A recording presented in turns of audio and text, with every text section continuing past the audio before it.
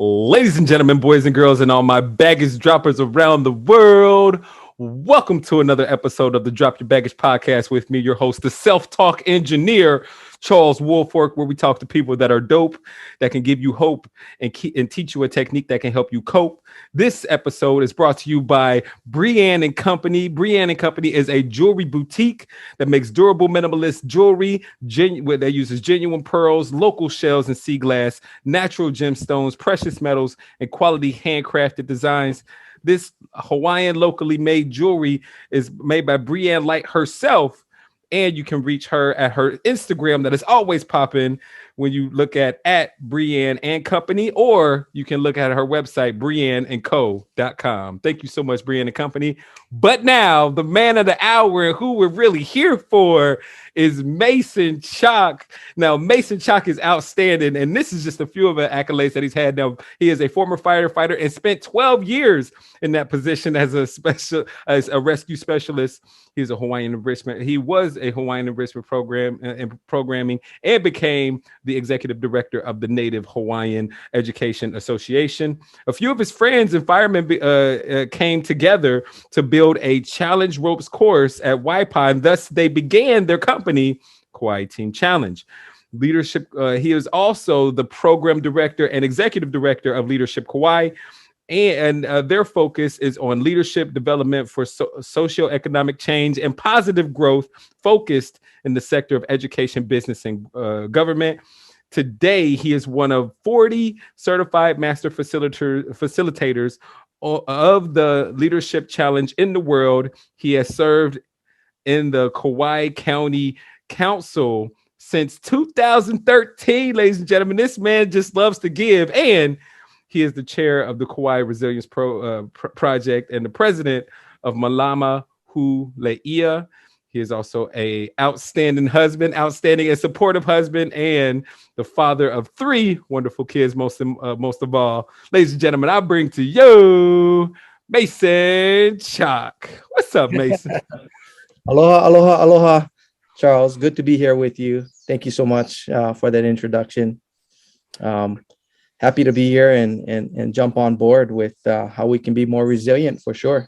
Amen. Amen. So, was it always in your blood to just give back and take on that responsibility or kuleana to be a greater part of your community?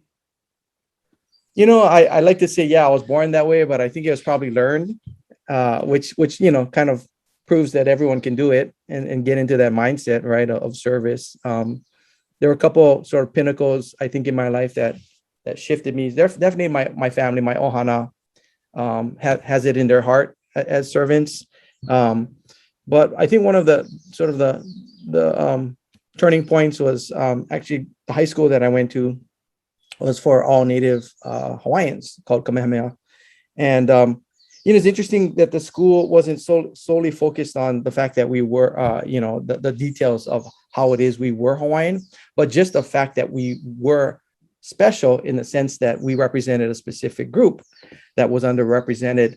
And it was, through the Princess's Will, who oversees the school, to really create industrious men and women. And, so it started to drive home this idea of kuleana.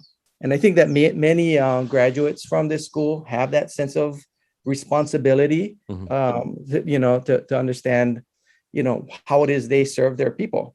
And so that I think has stuck with me, and certainly led my life in terms of service. I always say, a lot of the graduates from Kamehameha either become, teachers, firemen, or policemen.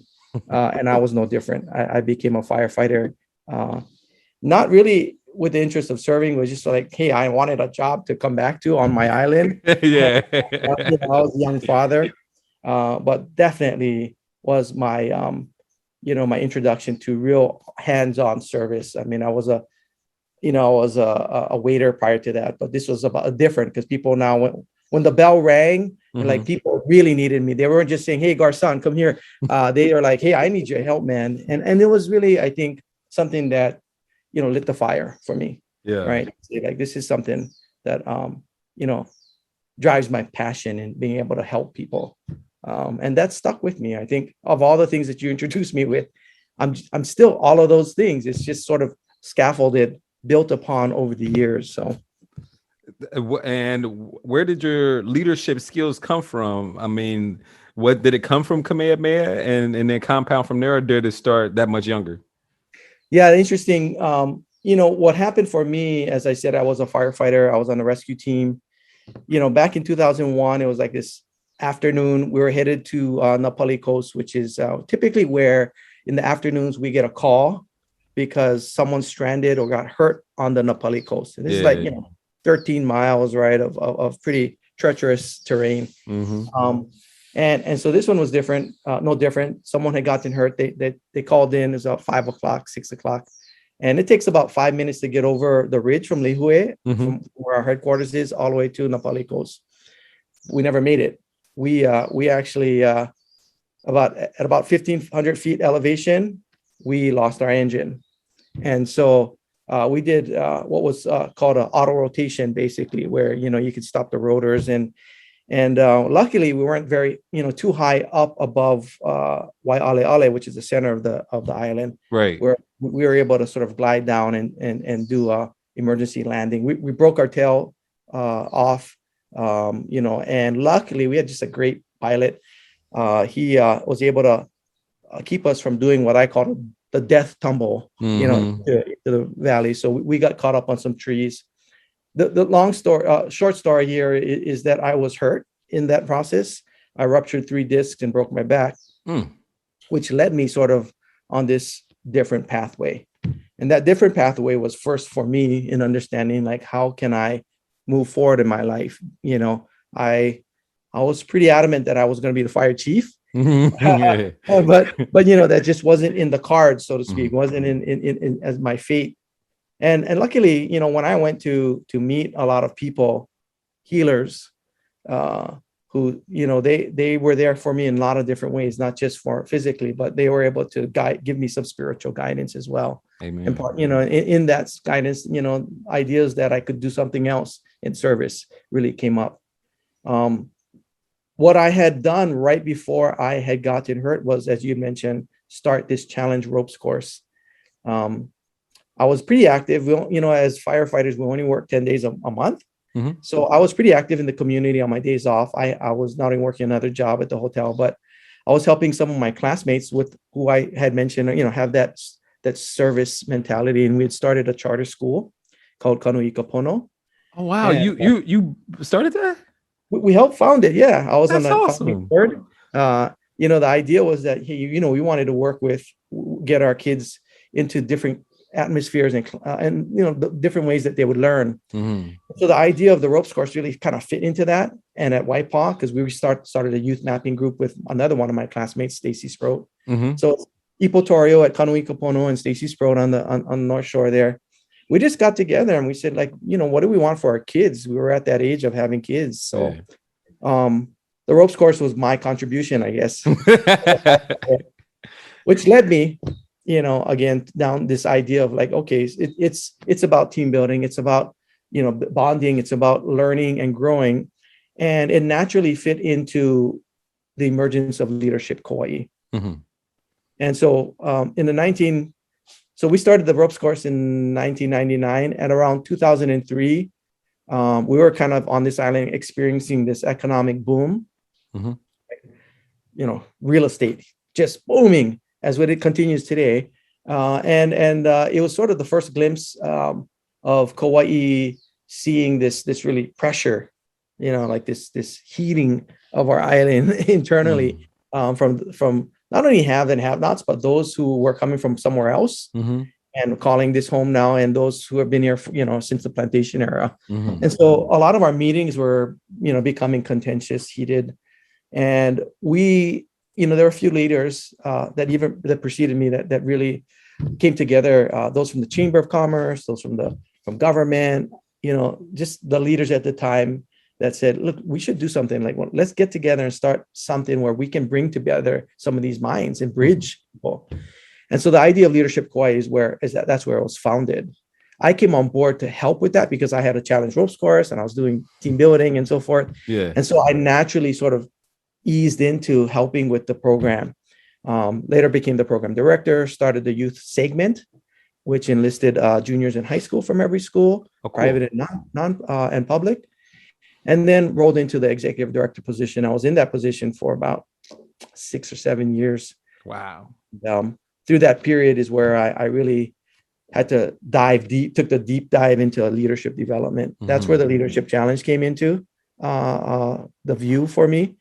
And, there's so many, not only theories, but applications on leadership and leadership styles to metrics on leadership and what we should be doing and how to be successful.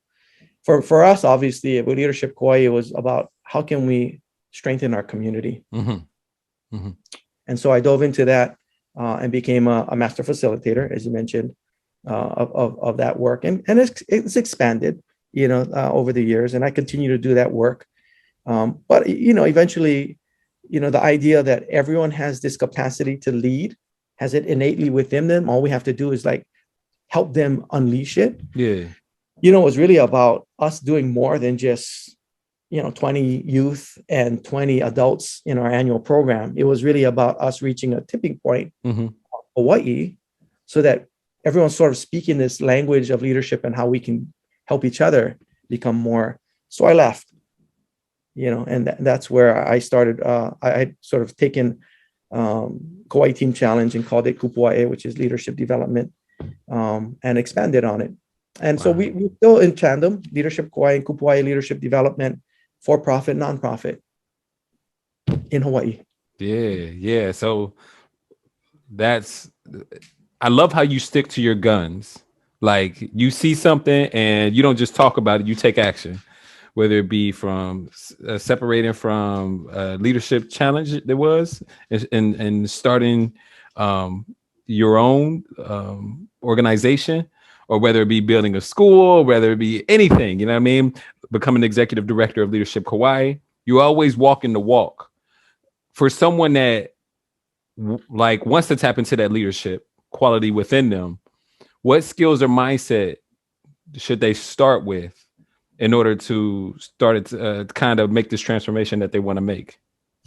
Yeah, I think, for me, there are just some fundamentals that I would touch upon. The first is, this idea that everyone has this innate capability. So a lot of people don't believe, that they have this. And the word leadership in itself is sort of an old paradigm word, right? But as I look at it in the 21st century, really the application is the fact that we all are influencing, right? We all have this capacity just about every couple minutes to influence, right? To have some impact.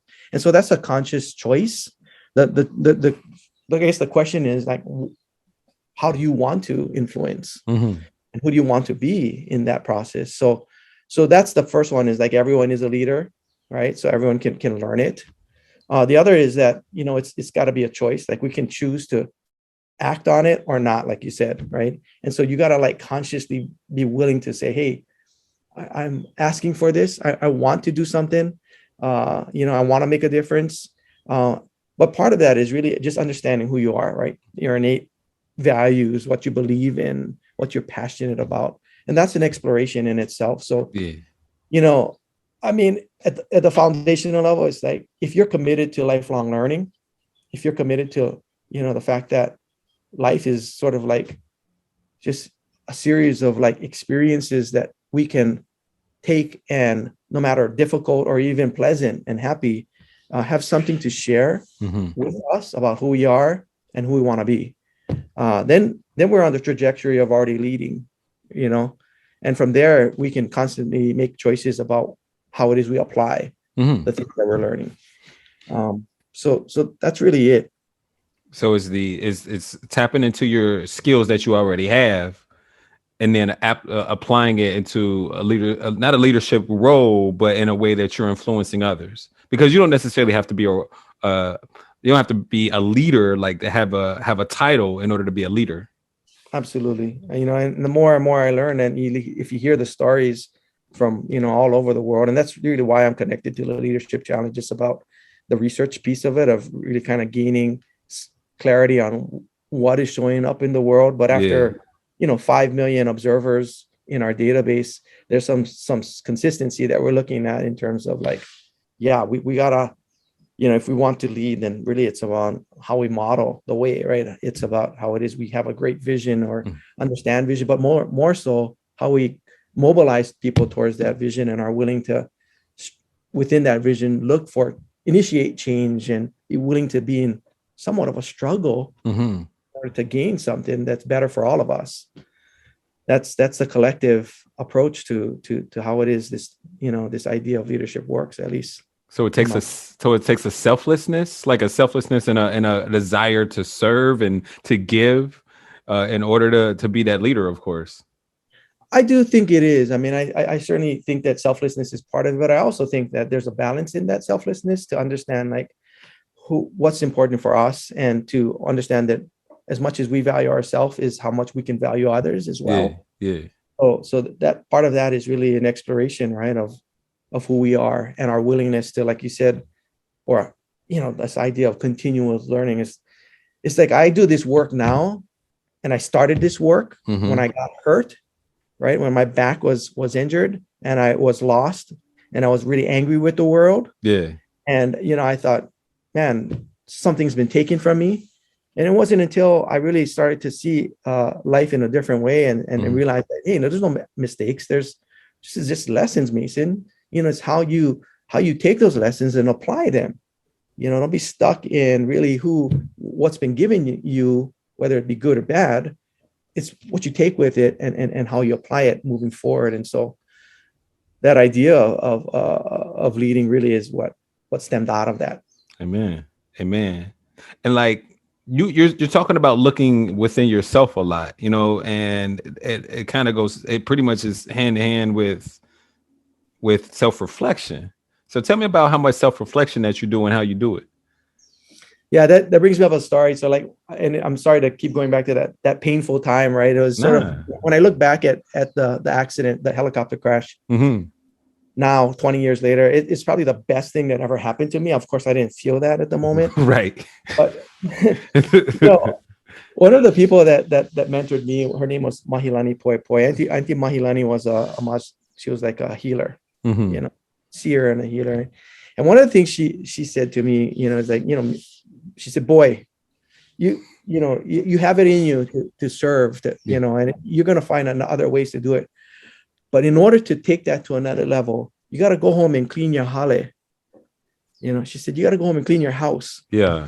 And of course, wasn't really, my house is pretty clean, but what she meant was like, Mason, like, look within, do the dig deep in here so that there's clarity within you in order for you to share really how it is. So I've been dedicated to that aspect of the work. And so selfishly, the work that I do, even jumping in on wanting to help in government and being on the county council was somewhat self-serving, because I felt like, one, I would be enriching myself by learning opportunity to challenge myself, but also the opportunity to model what I believe is part of what leadership is. And so I actually live my life that way, where I am looking for those kinds of opportunities where they may be more challenging. So like, how do you sit down and you meditate, do you see like, how can I get out of my comfort zone? Why is this a place that is not in my comfort zone? Like, it's the how, because I would like for, like, selfishly for me, but also for any of the listeners out there to go like, okay, this is how I can actually apply what Mason did and start my journey to being a better leader and being a better person like you are.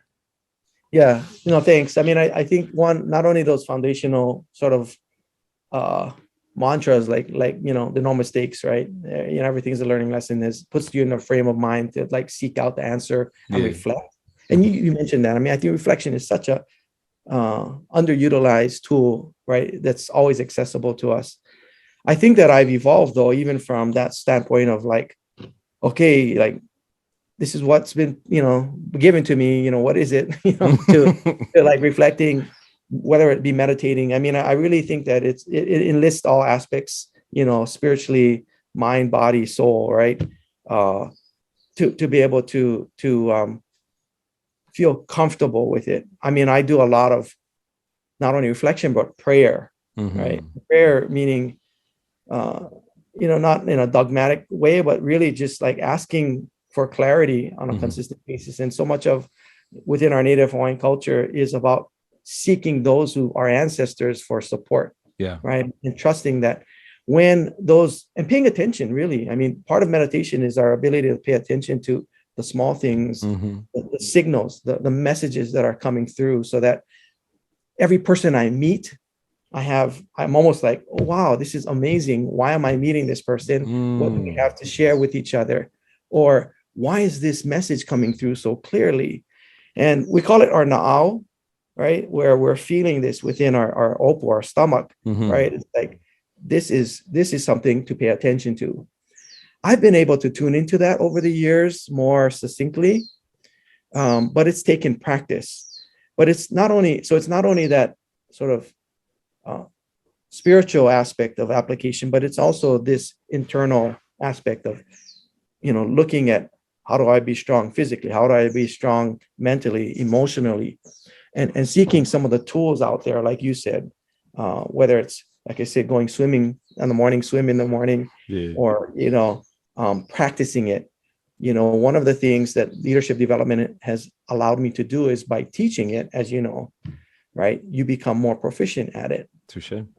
I go through this cyclical exercise of values to vision to action every time I run another workshop, and I do it with others and see what they go through. So I'm like, wow. Kaboom, a new insight every time I do it.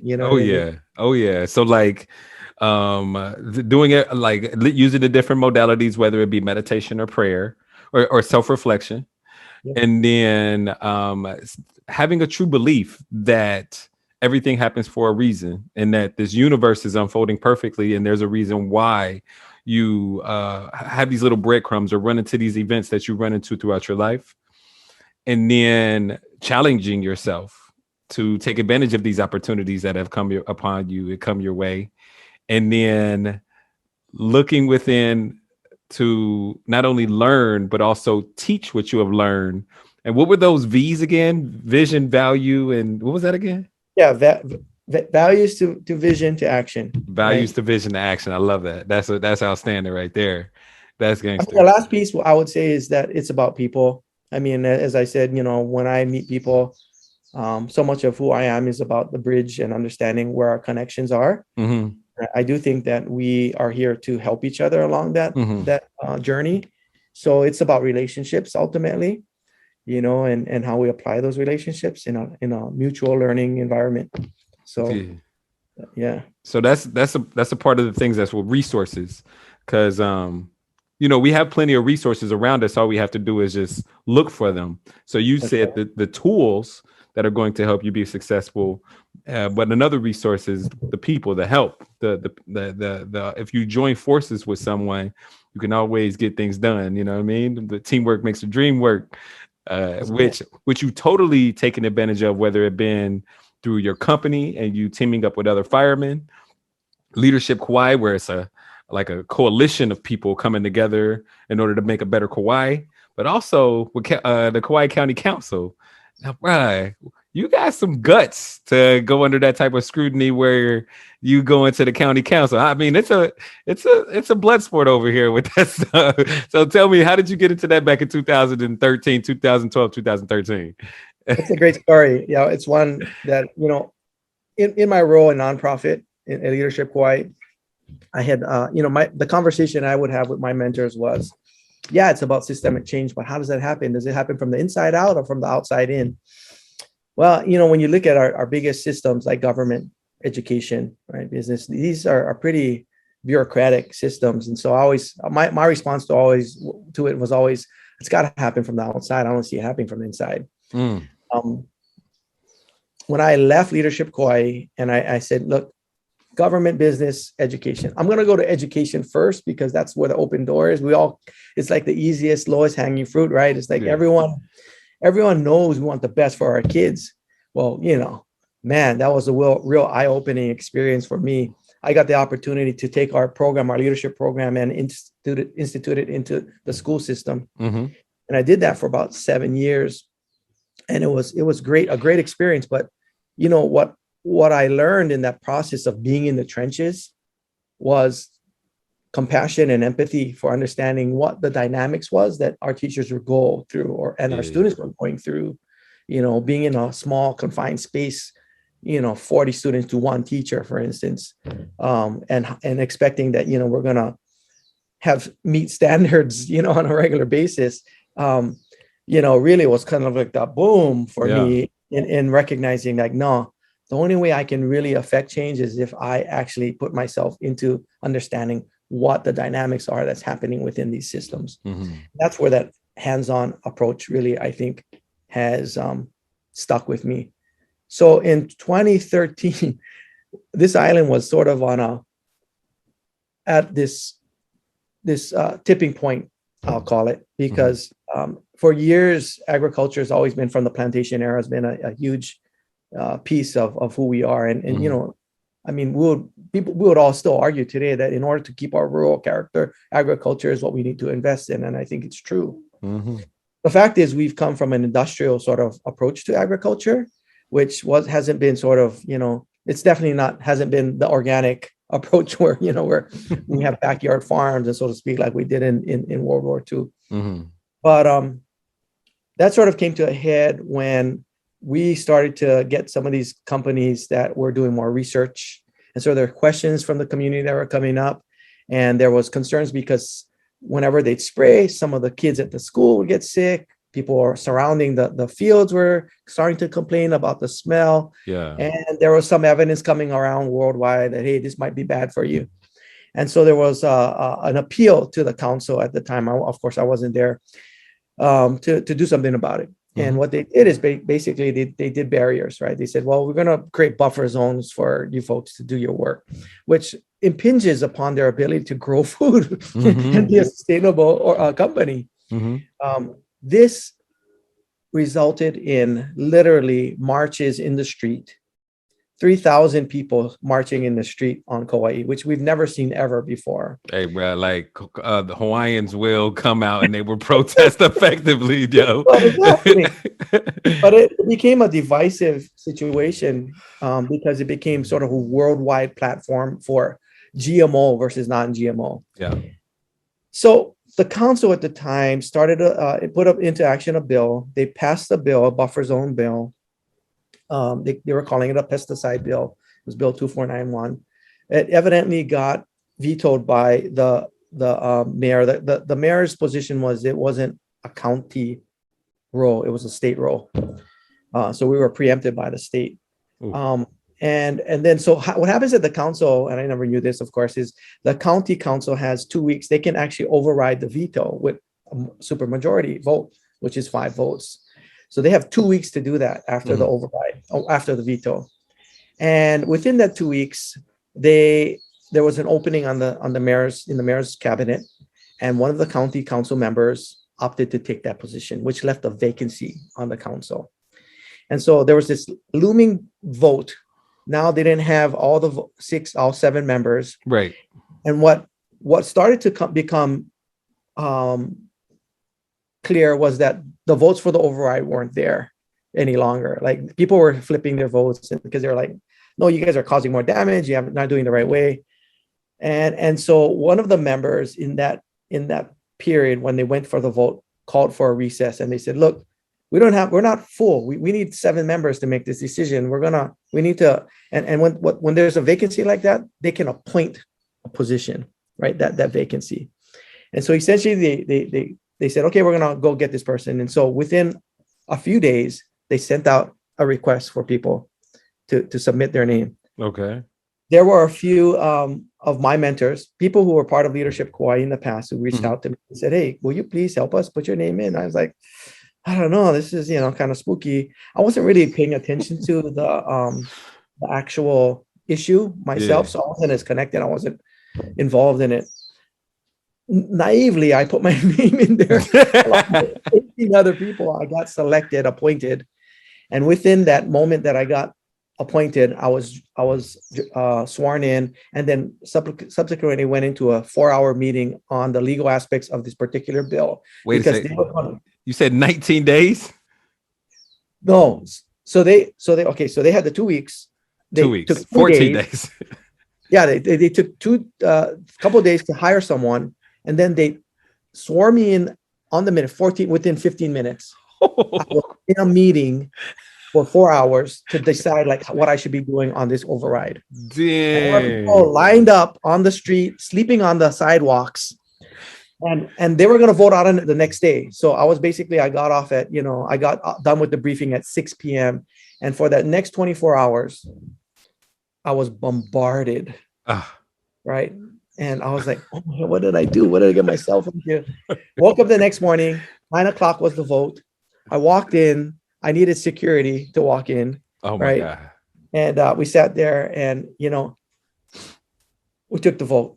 And the reason why I tell that story is I think the work that I had done in leadership prior to that was really key for me Yeah. in terms of clarity of what my values were. Yeah. Because at that point I couldn't listen to anyone else, not even my family, who was definitely on one side of the fence, versus mentors who were telling me like, this is what you got to do, Mason. Yeah. Do the right thing.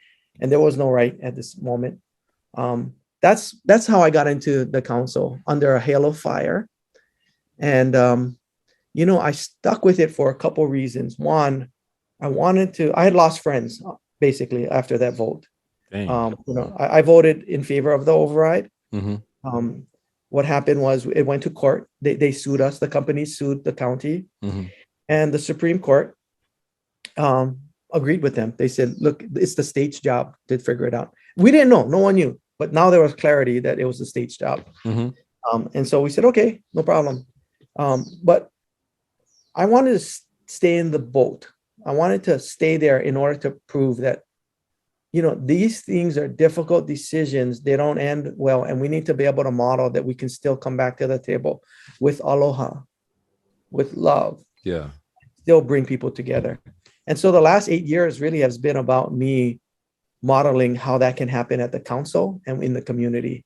And I have to say, I feel like to that end, I've been successful. Because I feel like, I've reconnected with all of those people that, we don't all have to agree. And leadership is that's what it's about, Yeah. but we have to respect each other, and we have to be willing to venture as far as we can together in this exploration of what is best for us. Yeah, for sure. Within your time as a county council member, what are you most proud of as far as the differences that you've seen made because of you guys coming together and making proper decisions?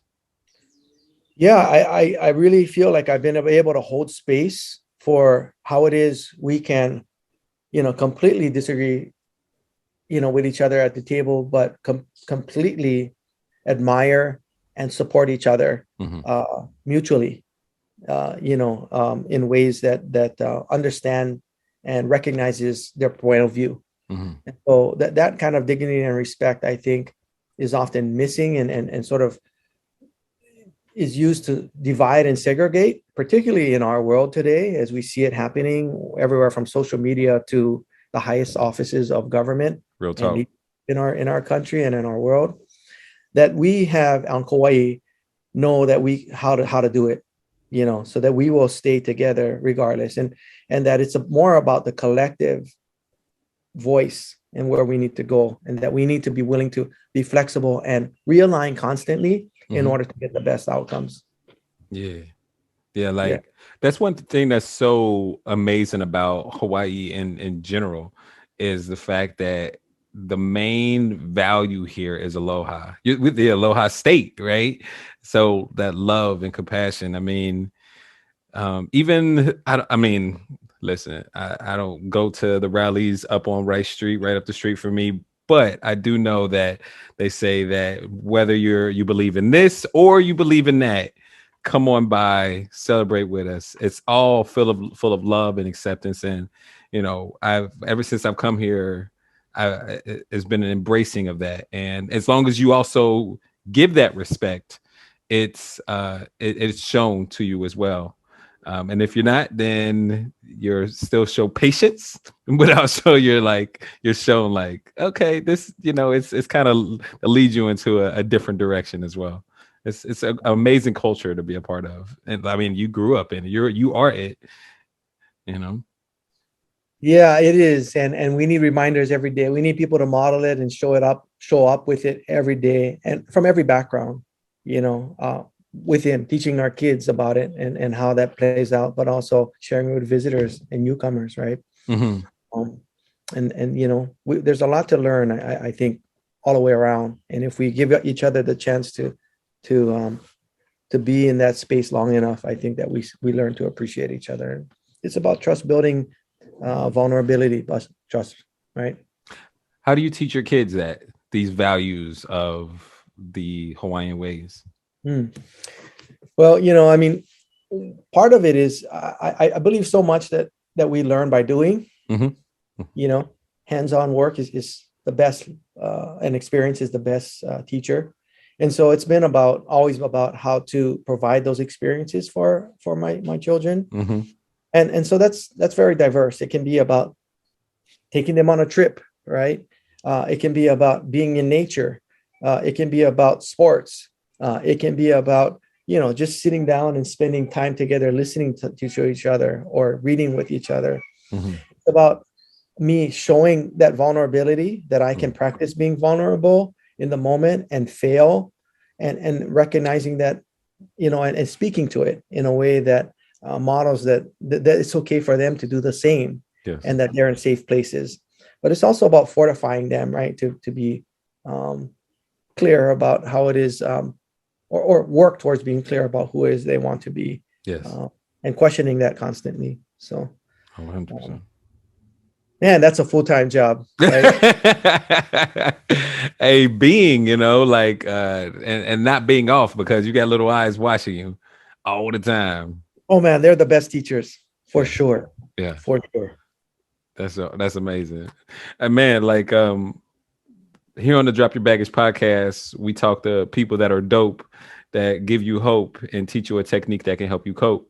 And with you looking inside, this is a perfect opportunity for you to do so, because right here, I take people through the mental and emotional release process. Now, for all you out there, with the mental and emotional release process, it is a neurolinguistic programming technique. Please do not try this on your own. Please go to a practitioner of neurolinguistic programming if you are going to try it. And Mason, I am not a therapist or psychologist or a social worker or anything of that nature. I am a man that is given an alternative to all of those things. And I need to tell you that for my lawyer. But with this technique, today you decided to get rid of the limiting belief or the fear that I'm not good enough. Can you please tell us a little bit about how that has affected you in your life? Yeah, absolutely. It's one that I think that I've been able to peel back the layers on slowly by slowly. But there's always residue, right? There's these little things, they come up here and there, like feelings or even questions within yourself. I grew up with a pretty conservative family. We were never wealthy, and in fact, I grew up in uh, KPT initially, where this is in Oahu, which is sort of welfare homes in Honolulu. Mm-hmm. And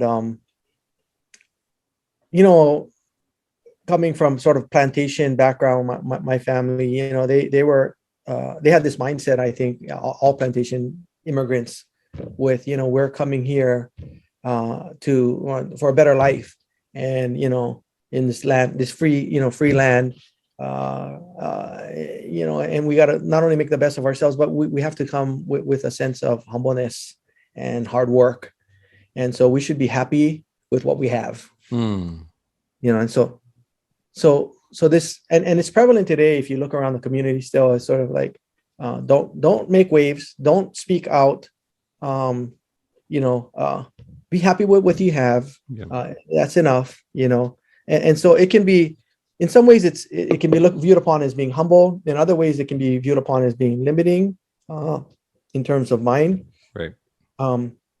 And so that's sort of traveled with me, and I find it, I found it in terms, I've always found it show up for me when there's uncertainty, right? So big, big decision. Mason, should you put your application in for the county council? Like, well, every doubt comes up, right? Like the doubt about, like, am I ready for it? Am I good enough for it? Can I actually contribute to it? You can almost talk yourself out of amazing opportunities that show up at your doorstep, if you listen to those doubts enough. Right. And that certainly, comes true every time there's a new opening, or, as I said, I kind of embrace the struggle. So if I see struggle, I'm actually looking for it, but that doesn't mean it's not there for me. I still am afraid of it, and so, I mean, case in point, if it was to, it happened when I left Leadership Kaua'i the first time, right? I was in a cushy job, great paid nonprofit.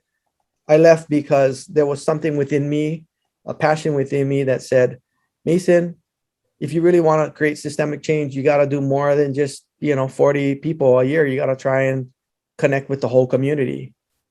And so I left the job, but, I was afraid of not being able to drive income, right? Survive, live, pay my mortgage. And so those things can really limit you. Today, I'm terming out from the county council. We have term limits. It's been 9 years.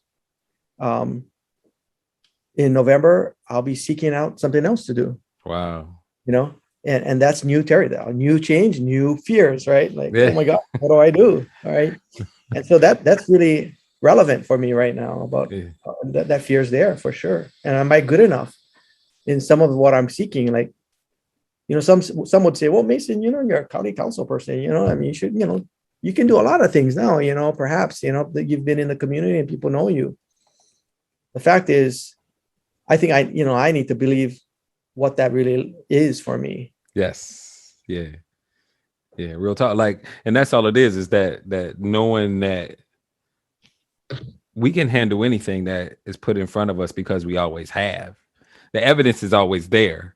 Whatever challenge comes your way, whether it be surviving a helicopter, to building businesses and nonprofit organizations, to running, throwing, like literally thrown in the fire for the county council. You've survived it. But not only did you survive it, but also you've left positions better than they were before when you first got into it. So the evidence is there. It's just that this old programming that you have, this old programming is telling you to be satisfied. This old program is to say, don't reach for the stars.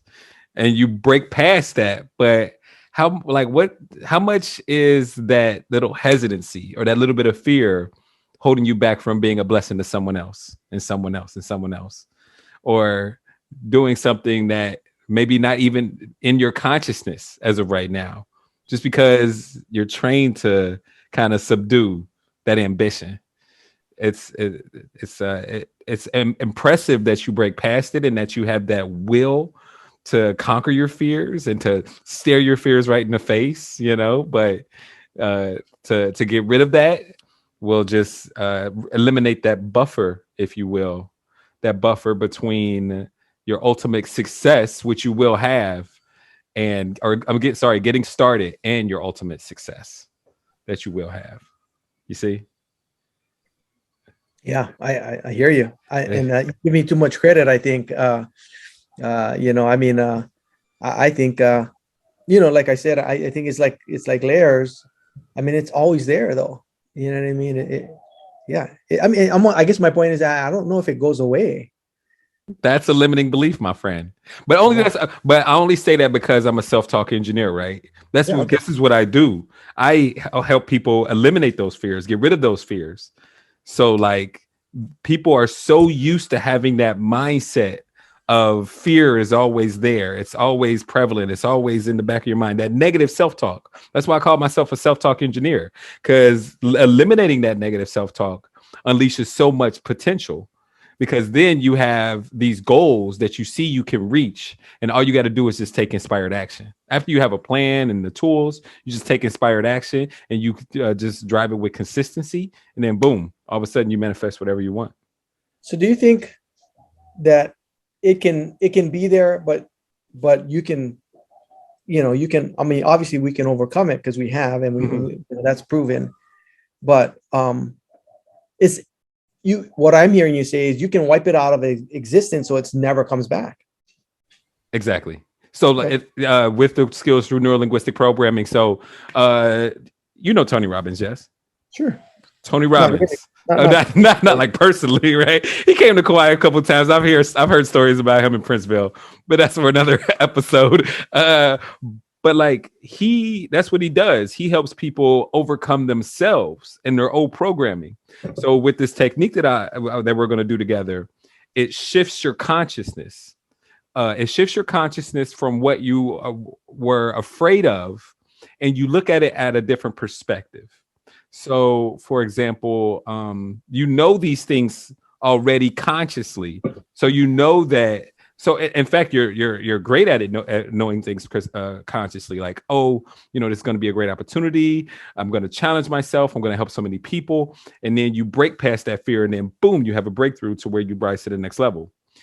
But what I'm saying is, once you look at things from a different perspective, all that goes away because the negative self-talk isn't there. All you see is the positives. All you see is the end goal. So all of a sudden, that time that you spent being afraid and having that kind of doubt, it gets rid of the doubt, and it's permanent. So like, I call it the Santa Claus effect. Okay, the Santa Claus effect is when you're young, you believe in Santa Claus. I hope your kids aren't around, or I hope your son's not around. You believe in Santa Claus, right? You believe in the whole giddy up with milk and cookies. Naughty or nice, he's taking trips around the world, sneaking into your house, all that, and you believe it. Like, you have conviction that it is real. Like, there's no other world. However, one day you find out mommy and daddy are buying the gifts, and Santa's not real. Right then and there, your consciousness, it shifts and it changes. So you're looking at the world through a whole different filter. So you can't go back to believing in Santa anymore. You can only see, I got to ask mom and dad for what I want for Christmas now. Like, your whole world shifts. And so you can't go, even if you do go to like, Santa is, and then you're like, wait a second, Santa's not real. Let me go ask dad for this PlayStation 5 or 6 or whatever they're on right now. You know what I mean? So that's how quick it is. When you shift your consciousness, you can't go back to the old consciousness. I mean, you've shifted your consciousness on so many things now that you are capable of, and that people in general are capable of. How business works, how families work, how government works. You can't see things from an old way. You know what I mean? And now that you have that new consciousness, it just kicks in. And you just go upon your day with that new consciousness, with a new education, a new awareness that you never had before. You see? Oh, yeah. Yeah. Oh, man, bring it on. Let's go. All right, let's go. All right. So there's 3 things that you need to do in order for this process to be profound. Number 1, you got to use your imagination. Okay. Number 2, you got to follow directions, which I'm sure you're great at. I'll do my best. This is very important. Follow directions. It's like a recipe, or it's like Google Maps. Follow directions. And number 3, trust the process. Know that I'm your guide, and I'm going to be leading you through this easily and effortlessly. Beautiful. Awesome. Now we have to create your timeline. With your imaginary timeline, your past can be to your left, to your right, or behind you. If you were to know, where's your past? To your left, to your right, or behind you? Behind me. Where's your future? In front of me. Perfect.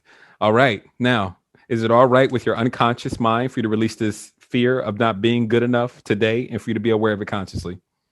Yes. Awesome. What is the root cause of this problem? The first event, which when disconnected, that will cause this problem to disappear. If you were to know, when was the first time that you've had this fear that I'm not good enough? When you were a little kid? It was a family member who said that I shouldn't ask for more than what I have. I should be happy with what I was given and be content, because that's enough. Mm-hmm. Mm-hmm. How old were you? So I can't remember the specifics, but I must have been around 7 or 8. That's perfect. Absolutely perfect. All right. you can go ahead. This is a guided meditation, this process. So you can go ahead and close your eyes and relax and let me know when you're ready to drop that baggage. Drop your baggage. Yes. Awesome. Now, just imagine floating up above your timeline and float deeper and deeper and deeper into the past, above that first event in which you felt that fear that I'm not good enough when you were just a little kid. I want you to see I want you to see yourself as a little kid, and I want you to see, was that your uncle that said that? I think it was multiple people. Okay. See all of them. I want you to see everyone in that room. I want you to see the whole event as it was. Let me know when you are above that event.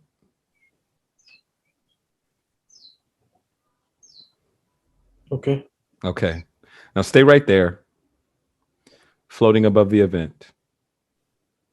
And just ask your unconscious mind what it needs to learn from the event.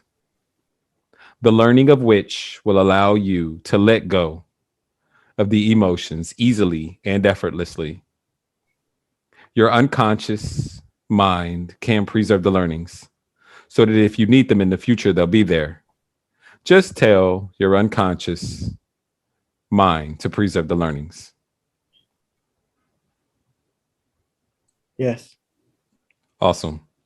Now, with your eyes closed and looking at that event from a third person point of view, tell me, what is something that you can take from that event that you learned that you can take into the future with you and be better? It was a saying that I have used in the past, but have, I don't know, not forgotten, but not enlisted. And it is the understanding and repetition of saying, with God, all things are possible. That's right. That's right. Awesome. Now, just imagine floating up above your timeline and float deeper and deeper and deeper into the past, above the dinosaurs during the prehistoric age. Let me know when you're above the dinosaurs. Okay. Awesome. Now, as you're above the dinosaurs, float deeper and deeper and deeper into space to where space and the atmosphere connects. And imagine your timeline is the size of a fingernail. Mm. All right. Now, just imagine floating there, weightless, in space. And ask yourself now, where are the emotions? Tell me, are they there or have they disappeared now? Disappeared. Non-existent. Awesome. Now, float down inside the event. Seeing through your own eyes as a little kid and check on the emotions. Tell me, are they there or have they disappeared now? The emotion is not there. Awesome. Float back above the dinosaurs and then float into space to where space and the atmosphere connects. Let me know when you're there. Okay. All right, listen closely. Float very, very high above your timeline, above each and every event in which you felt that fear that I'm not good enough, from birth until now in chronological order. Don't skip one event that has a charge on it. Preserve the learnings and let go of that fear that I'm not good enough all the way back to now. Go. That's right. Let it go. Let it go. That's right. Okay. Awesome. Float down into your body and open your eyes when you're ready. Welcome back. How was that? How you feel? Good. Clearer. When I came back, everything was bright. Yeah. The imagery, lots of imagery. Yeah. Yeah. How many memories you think you went to? I felt like I was like a pinball machine, you know, hitting upon these points in my life. Mhm. I wasn't able to stay long for them, but recognize like the feeling, Mhm. it Did, was easy. did you get the learnings from the events? That's the most important part. I did, and they were different. Uh, so I had mentioned uh, the belief part, right? That all things are possible, Yeah. but I think it even moved. Hold on a second. Go I for think it. I'll pop once out. No, you're good. Um, I think it really started to include sort of my interaction with others Mhm. in how much I take on of others. Mhm. You know, like the recognition that I don't define myself by others' baggage Yes. or what they have to offer, and that really I think was liberating in the sense of just created lightness and space for me to be more of who I am, Yeah. you know, because it can get caught up in it often, Mhm. yeah, easily. People can project their limiting beliefs upon you all day, all night. Like, like the worst place for it is definitely Facebook, projecting limiting beliefs and this, that, and the other instead of possibilities. A lot of the Mhm. times. Uh, so let's test it out. Do you smell bacon? No, Okay, wanted to get your mind off of the meditation. So, uh, can you remember a time in the past in which you used to feel that old emotion? And go back and notice if you can feel it, or you may find that you cannot.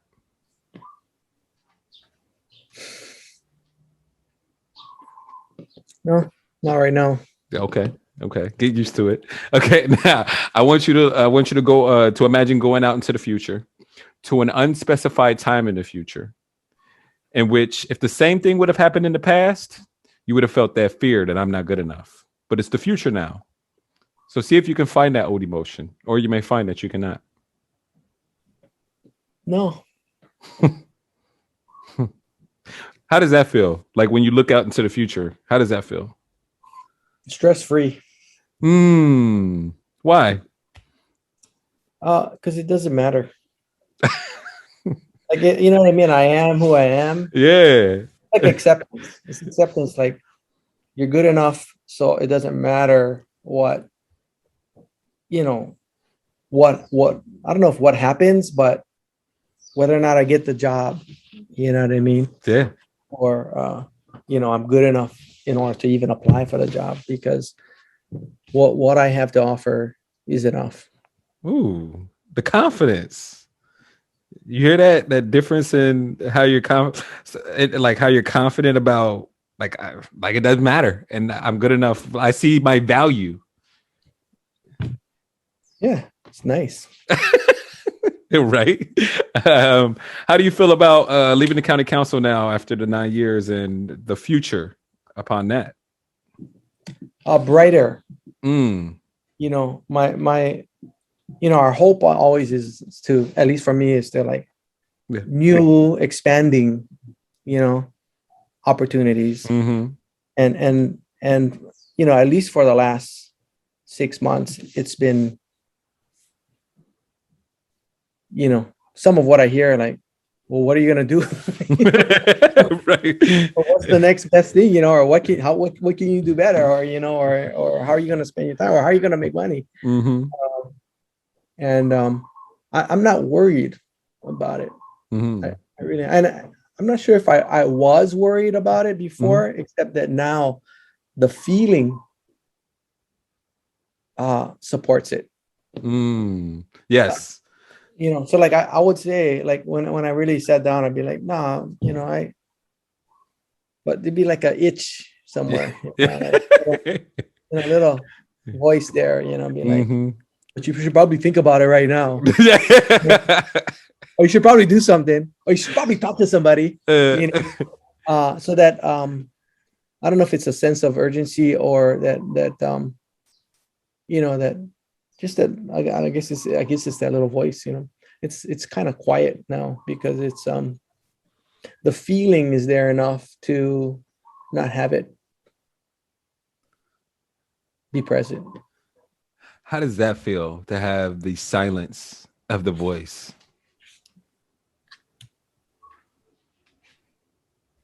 Liberating, Mm. relaxing. Mm. Yeah, I do think it's less stress.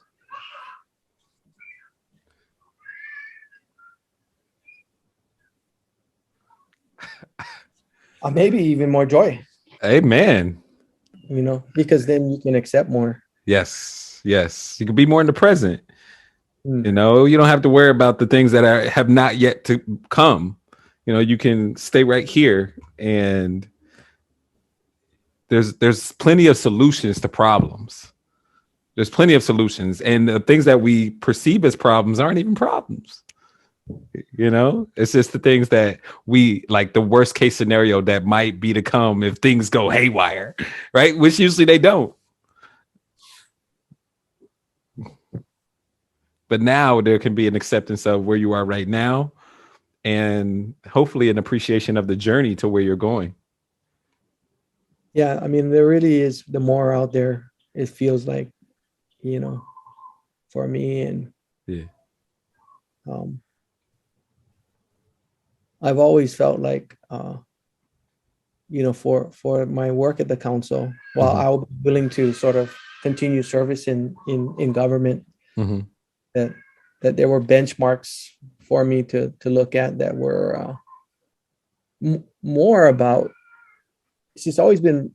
I think part of it was the way I've tricked myself in the past would be like it's about, it's okay because I'm looking at it for other people, or I'm Mm-hmm. doing something for other people, Mm-hmm. and I think it's fine because really for me it's an acceptance that there's more abundance out there for me, um, and it won't take away from what I've contributed to already. Exactly. Wow. What and like what a mindset that we know, like energetically, that once you are in that abundant mindset, that you'll just attract more of that. If you're, it's kind of it's kind of like the theory of the Like boy, the huh? like The Secret. Exactly. It's the secret. You know what I mean? Like you if you match the vibrational or the frequency of what you want, then you'll attract it. The law of Absolutely. attraction. Yeah, law of So, attraction. so right there, I mean, you already see the breadcrumbs that drop in front of you so much. Now to see that without the stress and the negative voices and everything, but to be like, oh, look at this, I should go that way, without the buffer. Huh.